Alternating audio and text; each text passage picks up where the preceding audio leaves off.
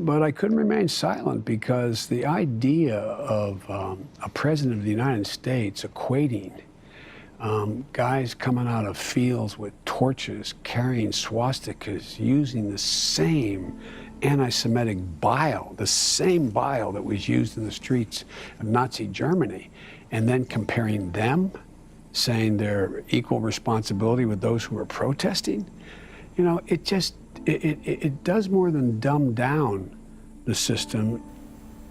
I can tell you how to aggrandize your power in America as a president.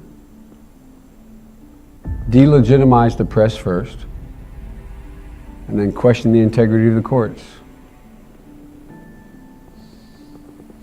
Two of the institutions, one in our Constitution and one protected in our Constitution, designed to prevent the aggrandizement of power and the abuse of power. I was told as I came in this magnificent building that if I were to go out to my left or right as I came in, that I'd say bullet holes in the facade of this building as well. We really worry that we're walking down a very dark path. It's not alarmist. We're walking down a very dark path that isolates the United States on the world stage. As a consequence, endangers, not strengthens, endangers American interests and the American people. History teaches us not to hope on this side of the grave, but then, once in a lifetime, that longed-for tidal wave of justice rises up, and hope and history rhyme. I believe with all my heart and all my soul that it's within our power, with a whole lot of hard work, some moral courage, sacrifice, and a little bit of luck to make hope and history rhyme. We have never been, in my view, better positioned to lead the 21st century, any century, than we are today. Think of all who came and all those who came before you. They had courage.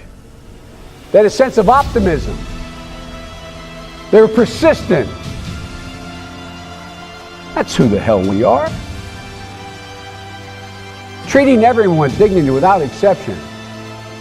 Respecting the rule of law. Modeling an unassailable commitment to freedom of speech and freedom of the press. We don't retreat. We don't forget. We take care of those who are grieving. And when that's finished, they should know we will follow them to the gates of hell until they are brought to justice. Because hell is where they will reside. Hell is where they will reside. Look, I don't want my remarks to end sounding as pessimistic as I've just sounded. I am extremely pessimistic about this operation. But I remain deeply optimistic about the future of our country and our capacity to lead the world. The dysfunction of this government, the crassness of the way in which public discourse takes place, the diminishing and relentless attacks on the only two groups wearing striped shirts, the referees, you, the press, and the courts, is demoralizing. No one doubts our power. Nobody doubts our capacity. Again, you might expect I'm more optimistic we can bend this revolution. But it's going to take an awful lot. But a lot of people are justifiably frightened. Telling your people to rise up, take back the street. Do not let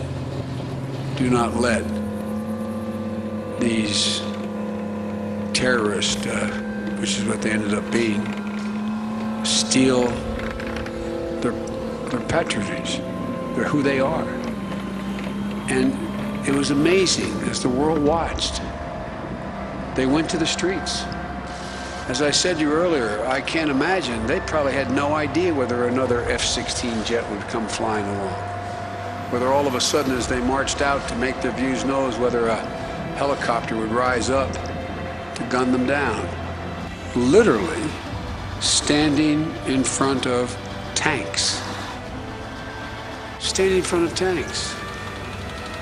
To the best of my knowledge, I don't think I'm incorrect, some of them actually got run over by those tanks. And I said, and I wasn't being a wise guy. I said, Mr. President, I'm looking into your eyes, and you have no soul. And he looked back at me and he said, we understand one another. Think of that. Think of the signal it sends around the world. For God's sake. We have all the resources and ingenuity necessary to overcome the challenges and create a better future, one we all seek. But we can't let this current distractions prevent us from keeping our eye on the horizon as well.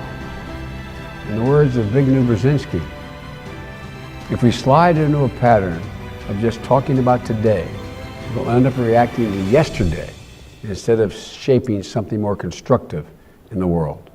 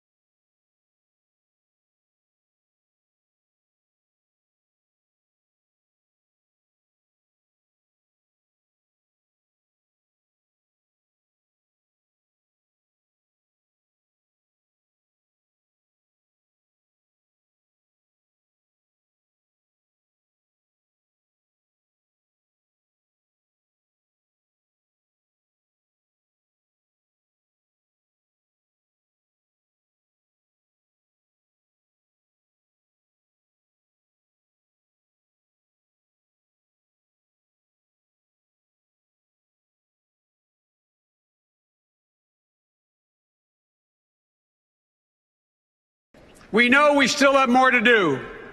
But today, I say to my fellow citizens, in the face of the deepest economic crisis in our lifetime, this generation of Americans has proven itself as worthy as any generation before us.